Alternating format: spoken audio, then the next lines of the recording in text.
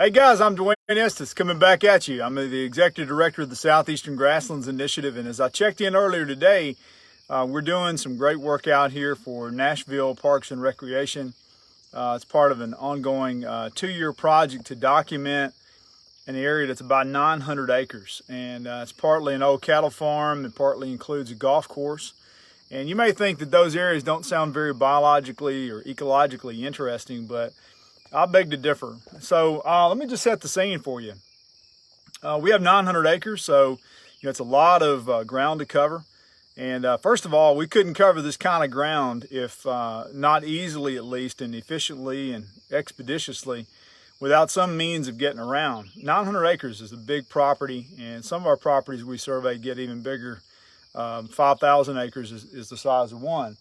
But we're walking through, or in this case driving through today, big stands of just continuous patches of tall fescue, which is incredibly difficult to get through. If you think it's hard for a 6'3" grown man to walk through that, imagine how difficult it is for bobwhite quail to get through that. And that's one of the reasons why we're seeing the demise of bobwhite.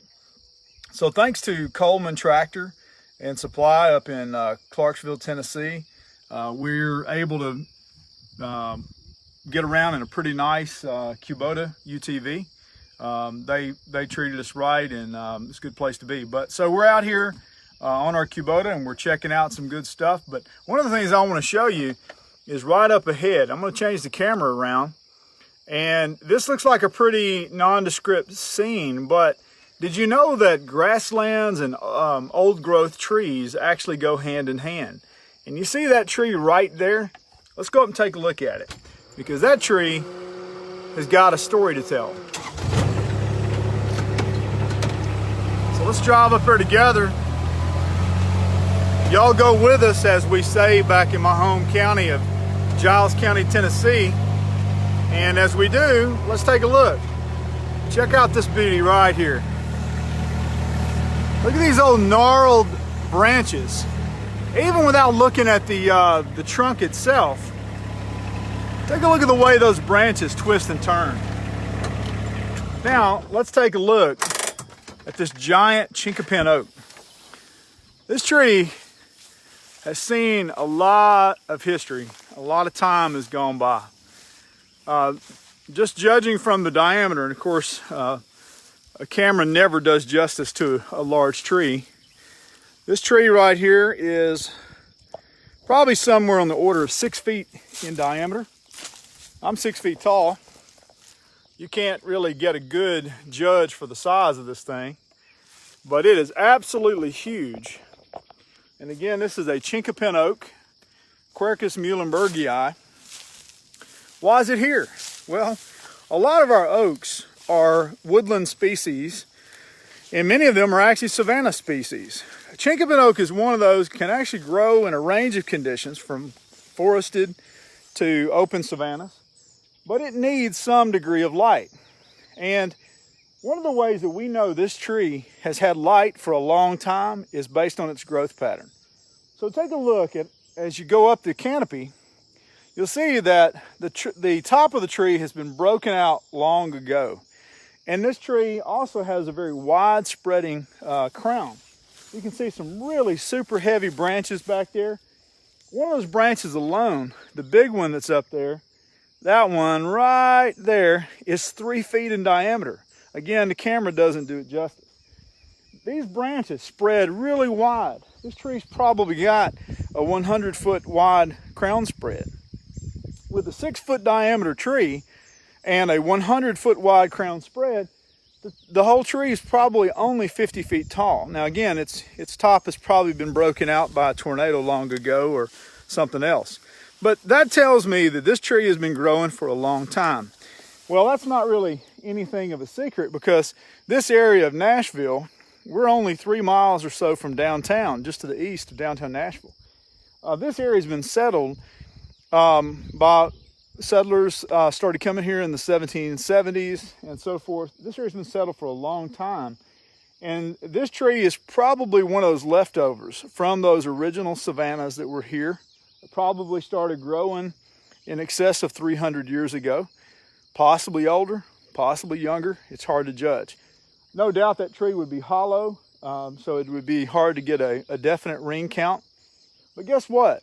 There aren't just one of those trees here at this 900-acre Ravenwood Park or Stones River Bend Park. There are dozens of these trees, what we call legacy trees. And they're really incredible because, again, we don't think about trees going with grasslands, but I'm going to show you one more thing. All this out here is invasive, or in this case, really more non-native species. We've got things like Bromus commutatus from Europe. We've got tall fescue in here. But then again, there are a few native forbs, things like wingstem or frostweed, Verbicina virginica. We also have Verbicina alternifolia. A lot of things were brought over early on in our history, like this yellow hop clover. And those things are hanging out here and have been here for a very long time.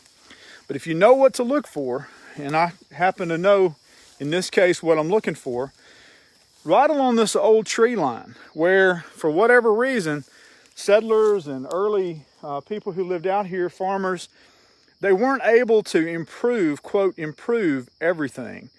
And so where you want to look for the remnants of times gone by, in the case of giant old trees, we look along this fence row. If we want to look for the original types of grasses and wildflowers that would have grown here when this thing was a natural savanna, we can't really look to that pasture anymore. It's been changed for too long. There's not really anything out there that represents what it used to be like. So to look for what historically might have been here, we go to these same fence lines and we begin to see it right here.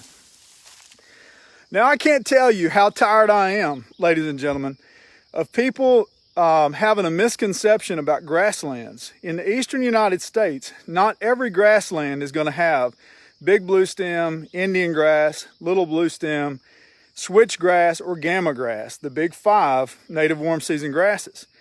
This is a perfect example of probably what would have been an oak savanna. See how dense it is? You can't even see that giant tree behind me. This is a type of savanna system.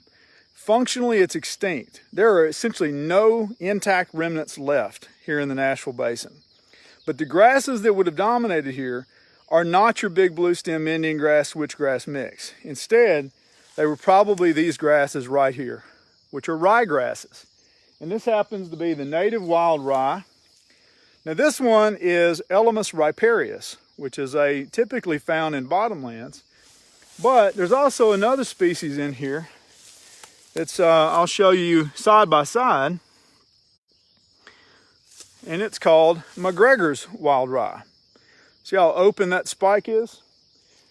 So if we look at riparian wild rye and McGregor's wild rye, these were probably 2 of the native grasses that the bison that would have been in this area prior to the time they were exterminated by the Europeans. When the Europeans invaded this area in the mid-1700s, first it was the French, later it was English-speaking settlers. These grasses almost assuredly would have